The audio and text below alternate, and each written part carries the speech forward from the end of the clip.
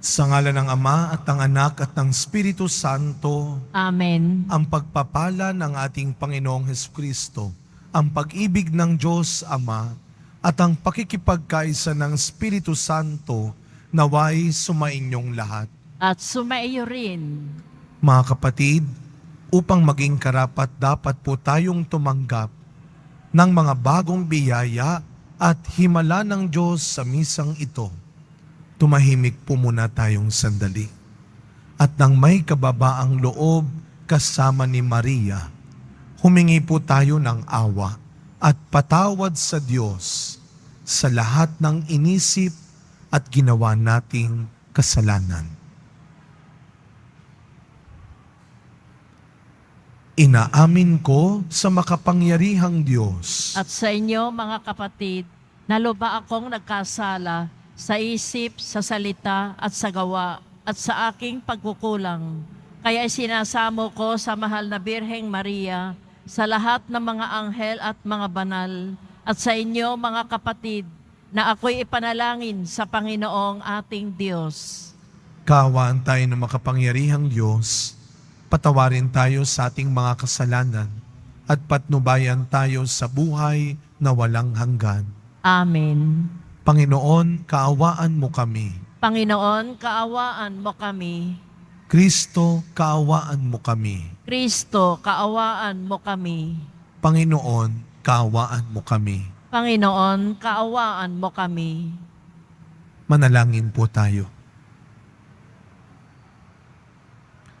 Ama naming makapangyarihan, kasihan mo po kami ng iyong pagmamahal upang kaming nakabatid sa pagbabalita ng anghel tungkol sa pagkakatawang tao ng anak mo ay makapakinabang sa kanyang pagkapakasakit at pagkamatay sa krus sa pagsapit namin sa pagkabuhay niya sa langit. Sa pamamagitan niya, kasama ng Espiritu Santo, magpasawalang hanggan. Amen. Magsiupo ang lahat. Pagbasa mula sa ikalawang aklat ni Samuel. Si David ay panatag nang nakatira sa kanyang bahay. Sa tulong ng Panginoon, hindi na siya ginambala ng kanyang mga kaaway.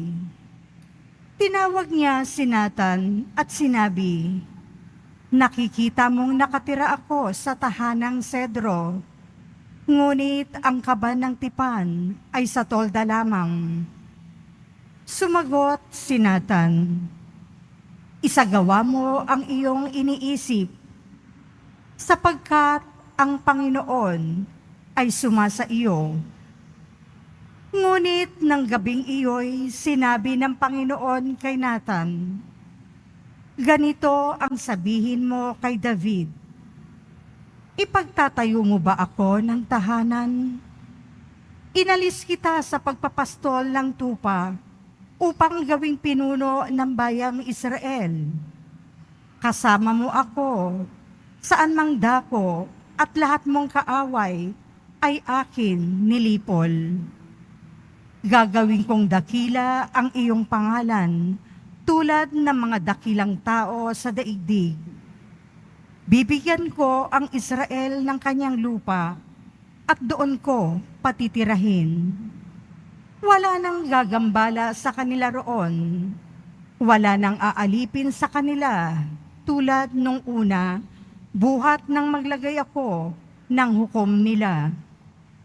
Magiging payapa ka sapagkat wala nang gagambala sa iyo. Bukod dito, akong Panginoon ay nagsasabi sa iyo, patatatagin ko ang iyong sambahayan. Pagkamatay mo, isa sa iyong mga anak ang ipapalit ko sa iyo. Patatatagin ko ang kanyang kaharian. Kikilanling ko siyang anak, at ako namay magiging ama niya. Magiging matatag ang iyong sambahayan. Ang iyong kahari ay hindi mawawaglit sa aking paningin. At mananatili ang iyong trono." Ang salita ng Diyos. Salamat sa Diyos. Pag-ibig mong walang maliw ay lagi kong sasambitin. Pag-ibig mong walang maliw ay lagi kong sasambitin. Pag-ibig mo poon na di nagmamaliw, ang satwitwin ay aking aawitin. Ang katapatan mo'y laging sasambitin. Yaong pag-ibig mo'y walang katapusan, sintatag ng langit ang iyong katapatan. Pag-ibig mong walang maliw ay lagi kong sasambitin. Sabi mo poon, ikaw ay may tipan, na iyong ginawa kay David mong hirang, at ito ang iyong pangakong iniwan.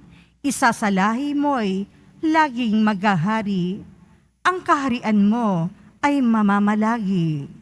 Pag-ibig mong walang maliw ay lagi kong sasambitin. Ako'y tatawaging Ama niya't Diyos, tagapagsanggalangya't manunubos. Ang aking pangako sa Kanya'y iiral at mananatili sa Kanya ang tipan. Pag-ibig mong walang maliw ay lagi kong sasambitin.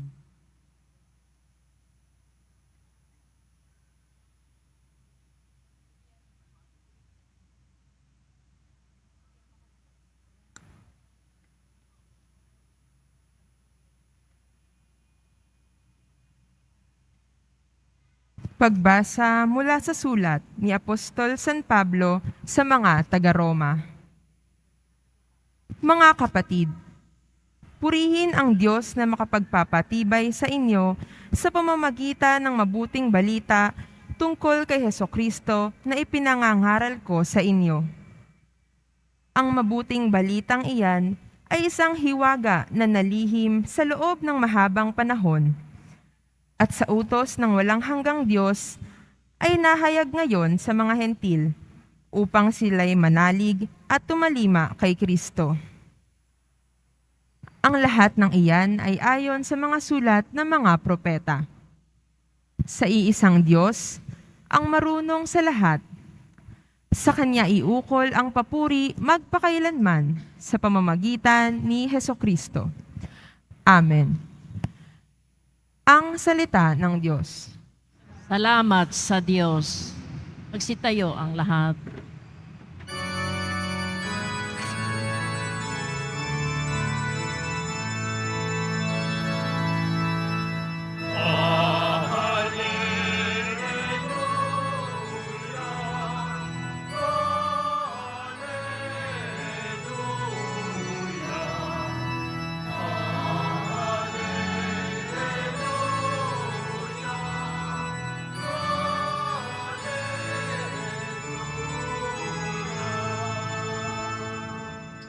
Narito ang lingkod ng Diyos, maganap nawa ng lubos ang salita mong kaloob. Hallelujah.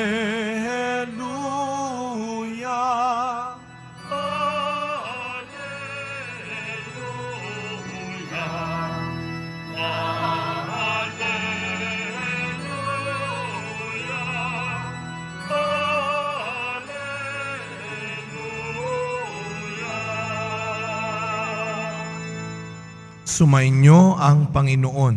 At sumaiyo rin. Ang mabuting balita ng Panginoon ayon kay San Lucas. Papuri sa iyo, Panginoon. Noong panahong iyon, ang Anghel Gabriel ay sinugo ng Diyos sa Nazaret, Galilea, sa isang dalaga na ang pangalay Maria. Siya'y nakatakdang ikasal kay Jose, isang lalaki buhat sa lipi ni Haring David. Paglapit ng anghel sa kinaroroonan ng dalaga, binati niya ito. Matuwa ka, ikaw ay kalugod-lugod sa Diyos, wika niya. Sumasa iyo ang Panginoon. Nagulumihanan si Maria sa gayong pangungusap at inisip niyang mabuti kung ano ang kahulugan yon. Kaya't sinabi sa kanya ng anghel, Huwag kang matakot, Maria, sapagkat kinalulugdan ka ng Diyos. Makinig ka. Ikaw ay maglilihi at manganganak ng isang lalaki at siya'y tatawagin mong Jesus. Magiging dakila siya at tatawaging anak ng kataas-taasan. Ibibigay sa kanya ng Panginoong Diyos ang trono ng kanyang amang si David. Maghahari siya sa angkan ni Jacob magpakailanman, at ang kanyang paghahari ay walang hanggan. Paanong mangyayari ito? Gayong ako'y dalaga? Tanong ni Maria. Sumagot ang anghel, bababa sa iyo ang Espiritu Santo at lililiman ka ng kapangyarihan ng kataas-taasan. Kaya't banal ang ipanganganak mo at tatawaging anak ng Diyos. Natatandaan mo ang iyong kamag-anak na si Elizabeth?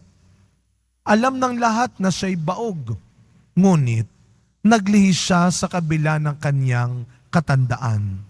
At ngayoy, ika-6 na buwan na ng kanyang pagdadalang tao, sapagkat walang hindi mapangyayari ang Diyos. Sumagot si Maria, ako'y alipin ng Panginoon. Mangyari sa akin ang iyong sinabi. At nilisan siya ng anghel. Mga kapatid, ang mabuting balita ng Panginoon. Pinupuri ka namin, Panginoong Heso Kristo. Magsiupo ang lahat. Good morning po sa inyong lahat. Batiin natin ang mga katabi natin, good morning. Mga kapatid, isang araw na lang, ilang oras na lang, ipagdiriwang na natin ang pinakamasayang araw ng ating buhay, ang kapanganakan ng ating mahal na pong Jesus Nazareno. Bigyan natin ang palakpak ng papuri at pasasalamat, malakas na palakpak para sa ating mahal na pong Jesus Nazareno. No, kaya sabihin nga natin ng malakas, thank you Lord. Salamat po at umabot na naman po ako ng isang Pasko. Ang mga kapatid, lagi ko sinasabi, ilang araw na sa simbang gabi, ang Pasko ay hindi lamang po araw ng paghingi, diyan ka magaling. Hindi lamang ito araw ng pagtanggap. Huwag nating kalilimutan, ang Pasko ay araw din ng pasasalamat. And I am sure, hindi man naging perpekto ang taon na ito, hindi man ganong kalaki, karami, pero sigurado ako, kahit papano, binigyan ka ng Diyos. Gumawa ang Diyos ng mabubuting bagay sa buhay mo, kaya dapat lamang tayong magpasalamat. Amen? Pero wag nating kalilimutan, napakaganda po ng paalala ng Diyos kay Haring David sa ating unang pagbasa. Sa inyo pong mga nabiyayaan, nabigyan, kahit papano, Father, salamat sa Diyos, itong taon na ito, nakaraos kami. Maraming kulang. Hindi naging sapat, pero nakaraos kami. Gumaling ako. Nailigtas kami. Salamat sa Diyos talaga. Pero ang paalala ng Diyos kay Haring David sa ating unang pagbasa, ano ang sabi niya kay Naaman? Sabihin mo kay David, huwag siyang makakalimot na akong Diyos ang nagbigay sa kanya ng karangalan. Akong Diyos ang nagbigay sa kanya ng kapanatagan, ng kapangyarihan, at kahit ng kanyang kabutihan. Ito po yung maganda. Kahit na ginawa na niyang hari si David, kahit si David ay naging makapangyarihan na, hindi tumigil ang Diyos sa kanya. Kaya sabi niya, sabihin mo kay Haring David, Ako pa rin ang mag-iingat sa kanya. Tutulungan ko pa rin siya. Kahit hari ka na, kahit makapangyarihan ka na sa mata ng mga tao, akong Diyos ang mag-iingat, ang magtatanggol pa rin sa iyo. Sana mga kapatid, bago matapos ang taon na ito, yan ang tandaan natin pare-pareho.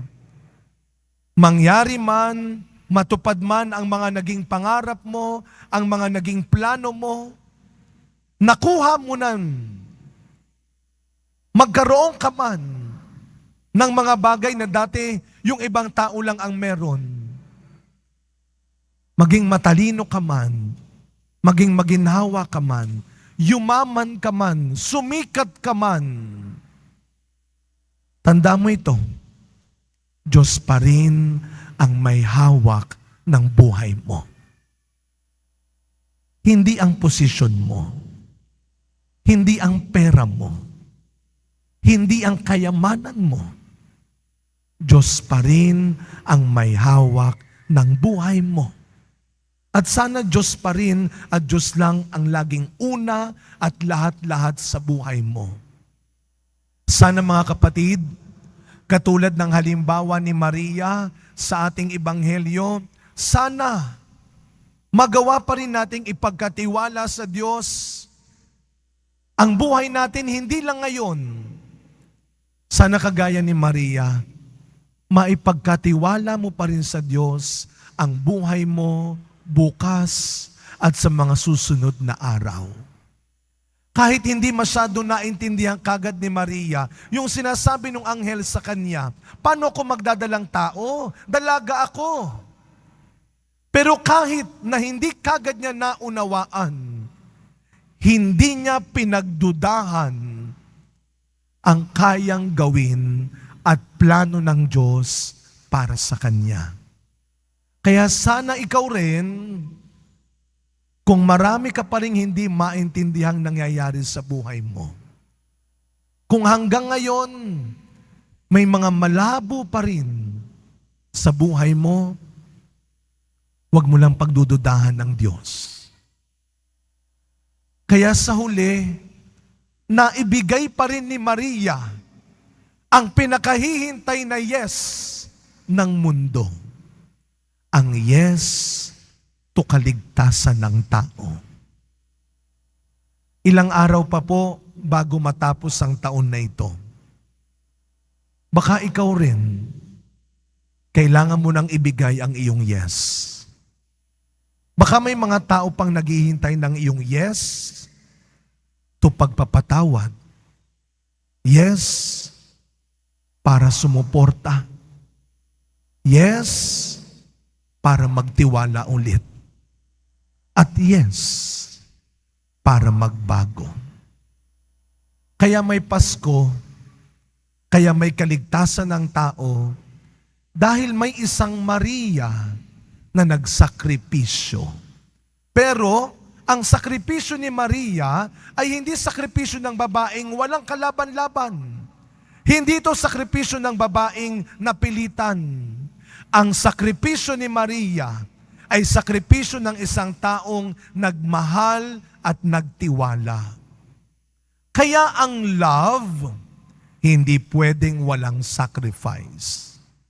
Nasindihan na ang pang-apat na kandila ng Adbyento, ang kandila ng pag-ibig. Sabi nga ng kanta, love and sacrifice. Hindi yan love or sacrifice. At kasabay ng imbitasyon ni Pablo sa ikalawang pagbasa natin ngayon, ano ang imbitasyon niya sa mga taga-Roma?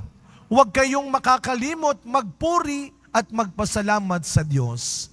Ngayong Pasko at araw-araw mga kapatid, lagi mong tatandaan, huwag mong kalilimutan, hindi titigil ang Diyos kumilos hanggang guminhawa ka na.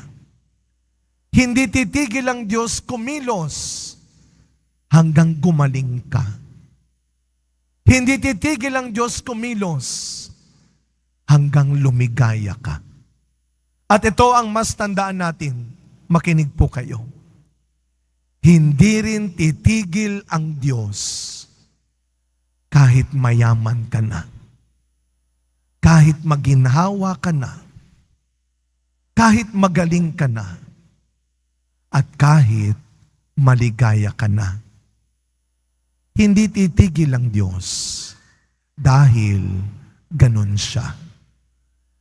Noong pong Lunes, December 18, nagkaroon po tayo dito sa Quiapo Church ng Pasko ng Paglaya. Ito po ay Christmas party ng mga kapatid nating dating nakabilanggo na ngayon ay nakabalik na sa kanilang pamilya. Sa tulong ng legal ministry ng Quiapo, si Kuya Boy, napakasipag. Ang tulong ng Quiapo ay hindi lamang noong silang nakabilanggo, kundi hanggang paglaya nila. Ang ganda po ng sinabi ng jail officer. Sabi niya, Father Hans, salamat sa tulong ng simbahan. Silang dating tinatawag na the lost, the last, the least. Dahil sa tulong ninyo, ang feeling nila, sila ay the first, the found, and the forever grateful. Sa pagkapatuloy na misa natin, mga kapatid, ang Adbyento matatapos na. Pero ang Diyos hindi matatapos mahalin ka. Hindi matatapos alagaan ka. Hindi matatapos ipagtanggol ka. At hindi matatapos pagpalain ka. Ilang araw ko nang sinasabi, ang Pasko hindi lang tungkol sa paghingi at pagtanggap, kundi sa pagpapasalamat. Mga kapatid, kapag nagbigay ka, huwag mo nang tandaan. Pero kapag tumanggap ka, huwag na huwag mong kalilimutan. Be grateful. Amen. Magsitayaw ang lahat. Sabay-sabay po nating ipahayag ngayon ang ating pananampalataya. Sumasampalataya ako Sa Diyos amang makapangyarihan sa lahat, na may gawa ng langit at lupa. Sumasampalataya ako kay Kristo, iisang anak ng Diyos, Panginoon nating lahat. Nagkatawang tao, siya lalang ng Espiritu Santo. Ipinanganak ni Santa Mariang Birhen, pinagpakasakit ni Poncio Pilato, ipinako sa krus, namatay, inilibing, nanaog sa kinaroroonan ng mga yumao, nang maikatlong araw na buhay na maguli, umakyat sa langit, naluluklok sa kanan ng Diyos, amang makapangyarihan sa lahat. Doon magmumulang paririto at huhukom sa nangabubuhay at nangamatay na tao. Sumasampalataya naman ako sa Diyos Espiritu Santo, sa banal na simbahang Katolika, sa kasamahan ng mga banal, sa kapatawaran ng mga kasalanan, sa pagkabuhay na muli na nangamatay na tao, at sa buhay na walang hanggan. Amen. Minamahal kong mga kapatid, idalangin po natin sa Ama na tulad ni Maria, maging bukas at handa ang ating mga puso at isipan sa nalalapit na pagdating ni Jesucristong ating manunubos. Sa bawat panalangin ang ating pong itutugon, O Diyos ng biyaya, dinggin mo kami. O Diyos ng biyaya, dinggin mo kami. Katulad ng Birheng Maria, nawa ang Santo Papa, mga obispo, mga pari at diakono ay maging bukas sa pagdaloy ng banal na Espiritu upang magampanan nila ang kanilang tungkuling naaayon sa kagustuhan mo. O Diyos, manalangin tayo. O Diyos ng biyaya, dinggin mo kami. Katulad ng Birheng Maria, kilalanin nawa ng mga namumuno sa pamahalaan ang kilos ng banal na Espiritu upang magabayan sila sa bawat desisyon nila sa buhay at sa kanilang pagiging tagapagpataguyod ng katotohanan. Manalangin tayo. O O Diyos ng biyaya, dinggin mo kami. Para sa mga dukha at nagigipit, mga nag-iisa at napababayaan, maramdaman nawa nila ang pagkalinga mo, Ama, sa tulong ng mga taong nagmamalasakit. Manalangin tayo. O Diyos ng biyaya, dinggin mo kami. Para sa mga nurse, doktor at iba pang nangangalaga sa mga may karamdaman, gabayan at patatagin nawa sila ng Espiritu sa bawat pagsubok na kanilang kinakaharap. Manalangin tayo. O Diyos ng biyaya, dinggin mo kami. Patuloyin mo, Ama, ang lahat ng mga pumanaw sa kaluwalhatian ng kalangitan. Manalangin tayo. O Diyos ng biyaya, dinggin mo kami. Ama naming mapagmahal, dinggin mo po ang aming mga panalangin. Tulad ni Maria, dulutan mo po ng galak ang aming mga puso upang matanggap namin ng buong sigla ang iyong dakilang anak. Hinihiling namin ito sa pangalan ni Kristong aming Panginoon. Amen. Magsiupo ang lahat.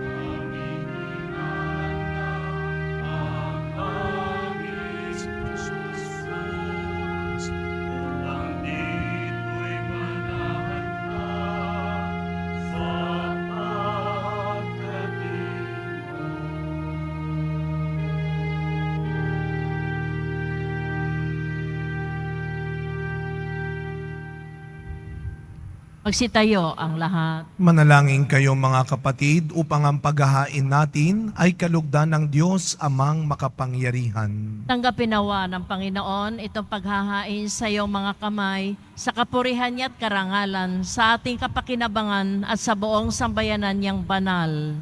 Ama naming lumikha, ang mga alay naming nakahain sa iyong dambana ay pabanalin nawa ng paglukob ng banal na Espiritu na pumuspos sa sinapupunan ng mahal na Birheng Maria upang magdalang tao at magsilang sa iyong anak na siyang namamagitan kasama ng Espiritu Santo magpasawalang hanggan.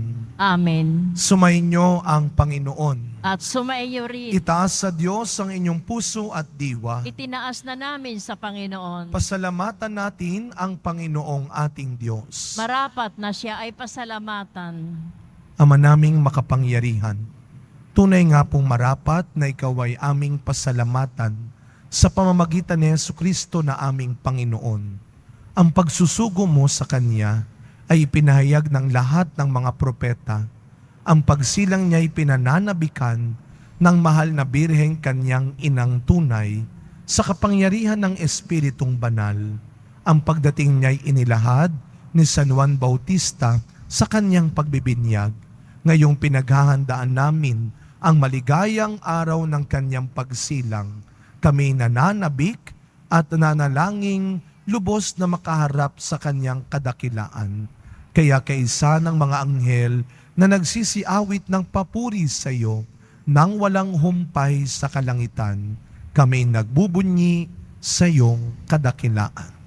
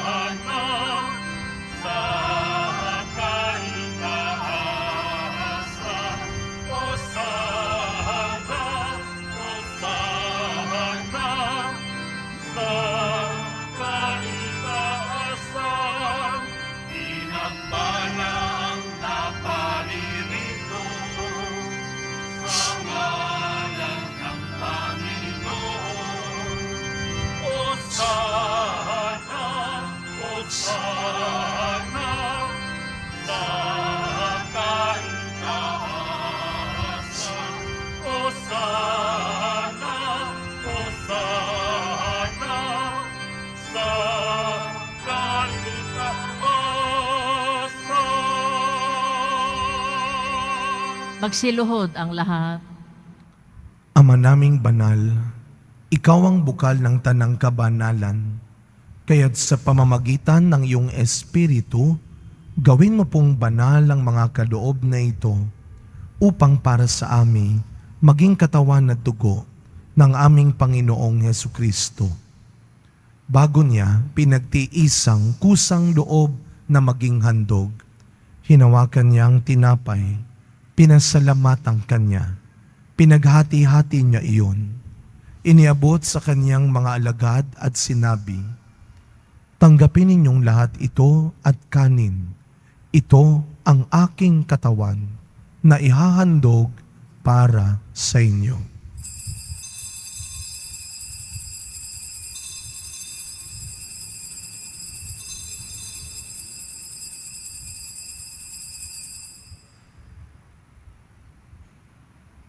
Gayun din naman, nung matapos ang hapunan, hinawakan niya ang kalis, muli kanyang pinasalamatan. Iniabot niya ang kalis sa kanyang mga alagad at sinabi, "Tanggapin ninyong lahat ito at inumin. Ito ang kalis ng aking dugo, ng bago at walang hanggang tipan. Ang aking dugo na ibubuhos para sa inyo at para sa lahat sa ikapagpapatawad ng mga kasalanan. Gawin ninyo ito sa pag-alala sa akin."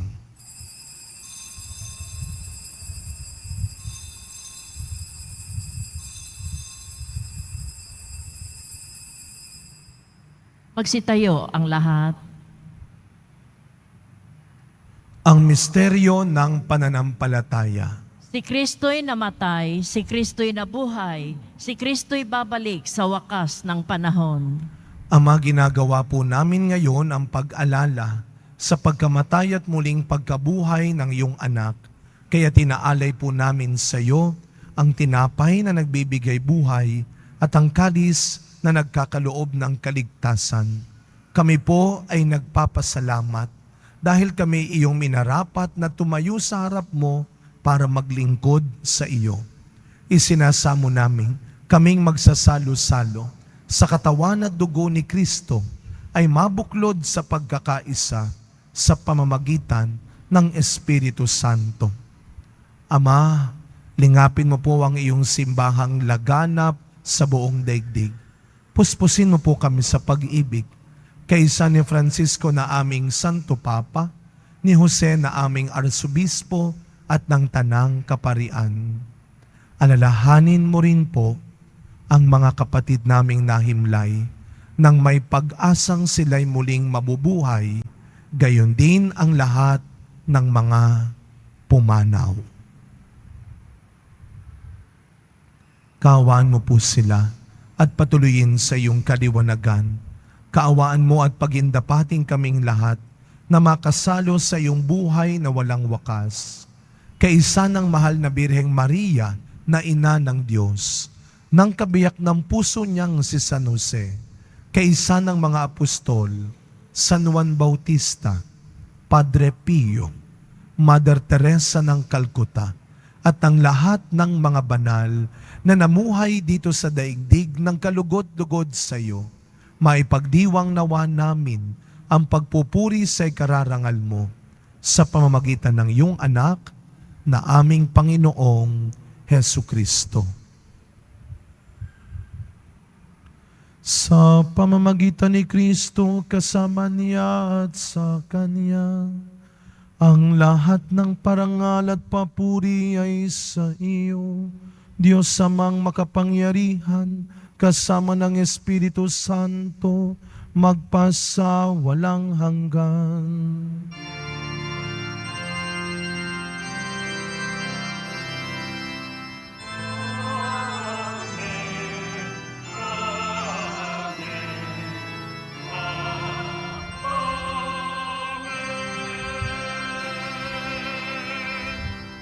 Bilang mga anak ng ating mapagmahal na Ama sa langit, buong tiwala nating awitin ng panalangin turo ni Kristo.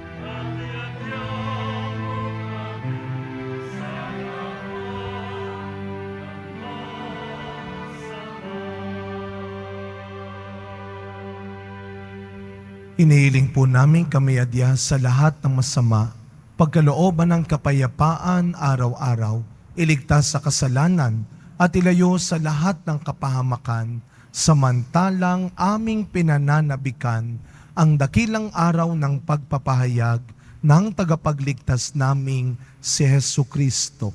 Sapagkat iyo ang kaharian at ang kapangyarihan at ang kapurihan magpakailanman. Amen. Panginoong Jesucristo, sinabi mo sa iyong mga apostol, kapayapaan ang iniiwan ko sa inyo. Ang aking kapayapaan ang ibinibigay ko sa inyo. Tunghayan niyo po ang aming pananampalataya at huwag ang marami at paulit-ulit naming pagkakasala. Pagkalooban mo po kami ng kapayapaan at pagkakaisa ayon sa iyong kalooban, kasama ng Espiritu Santo, magpasawalang hanggan. Amen. Ang kapayapaan ng ating Panginoon ay laging sumainyong lahat. At sumaiyo rin. Kahit anong mangyari, huwag kang matakot at madamot na gumawa pa rin ng mabuti at maging mas mabuti. Magbigayan po tayo ngayon ng kapayapaan sa isa't isa. Peace be with you po. Kordero ng Diyos na nag-aalis ng mga kasalanan ng sanlibutan, maawa ka sa amin. Kordero ng Diyos na nag-aalis ng mga kasalanan ng sanlibutan, maawa ka sa amin. Kordero ng Diyos na nag-aalis ng mga kasalanan ng sanlibutan, ipagkaloob mo sa amin ang kapayapaan, magsiluhod ang lahat.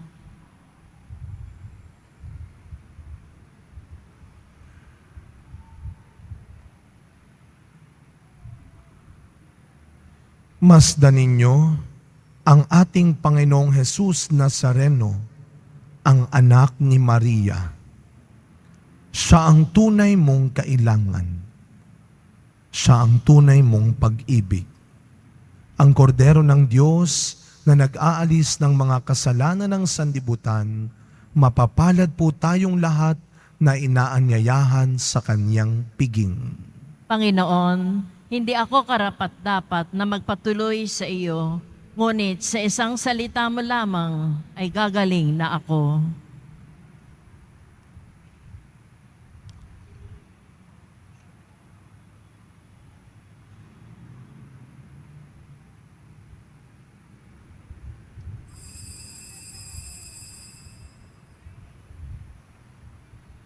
Para sa lahat ng tatanggap ng banal na komunyon, sasagot po tayo ng amen pagkasabi ng pari o ng lay minister ng katawan ni Kristo at isubo agad sa bibig bago umalis sa harapan ng pari o lay minister. Sumunod po tayo. Maraming salamat po.